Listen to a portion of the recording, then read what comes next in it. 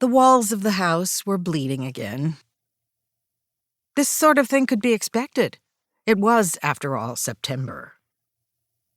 The bleeding wouldn't have been so bad if it hadn't been accompanied by nightly moaning that escalated into screaming by the end of the month, like clockwork. The moaning started around midnight and didn't let up until nearly 6 in the morning, which made it challenging to get a good night's sleep. Since it was early in the month, I could still sleep through the racket. But the sleep was disjointed and not particularly restful. Before Hal absconded to wherever it was he went, he used to stretch and crack what sounded like the entirety of his skeleton. "Margaret," he would say, "we're getting old." "Speak for yourself," I would reply. But he was right.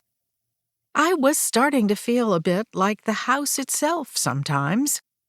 Grand, but withering, shifting in the wind and making questionable noises when the foundation settled.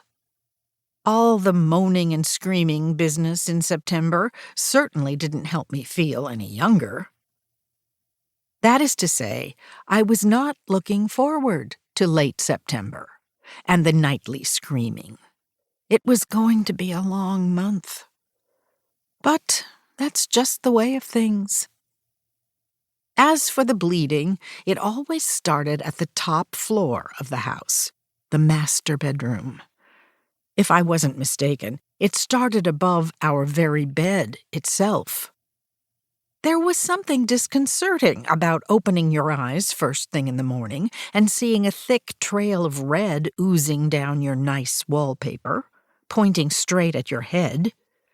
It really set a mood for the remainder of the day.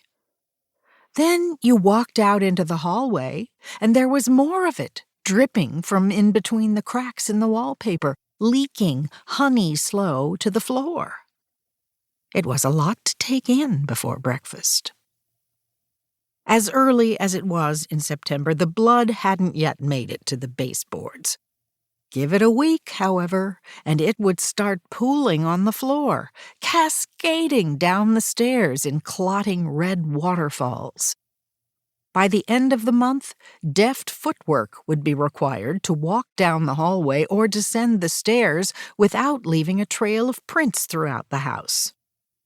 I had grown practiced in dodging blood over the past few years, but even I had slipped up on occasion, especially once the screaming was in full effect. Sleep deprivation really takes a toll on your motor functioning. I used to worry over the walls, getting a bucket and soap and scrubbing until my arms were sore, only to see my work undone the very next day. By the end of the month, it got so bad that I could rub the sponge over a crack in the wallpaper and watch a fresh blob of red leak out of the open wound that was the wall over and over again. "The wallpaper is ruined," I fretted, but it never was. It all went away in October. So now I just allowed the walls to bleed and waited patiently. The first year we were in the house, Hal tried to convince me that the bleeding was just a leak, an oozing red leak. He carried on with that line of reasoning much longer than was logical. By the time the blood had poured down the stairs, and Hal was almost ready to admit that maybe it wasn't a simple leak, October hit, and the blood vanished. Hal considered it a problem solved.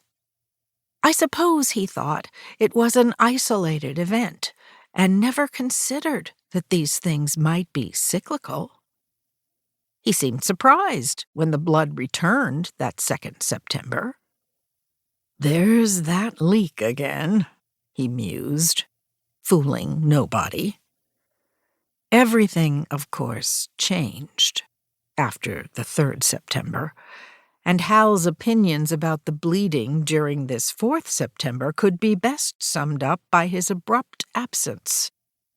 I supposed I ought to feel trepidatious about facing September alone. However, I was never quite alone in this house. Now, was I?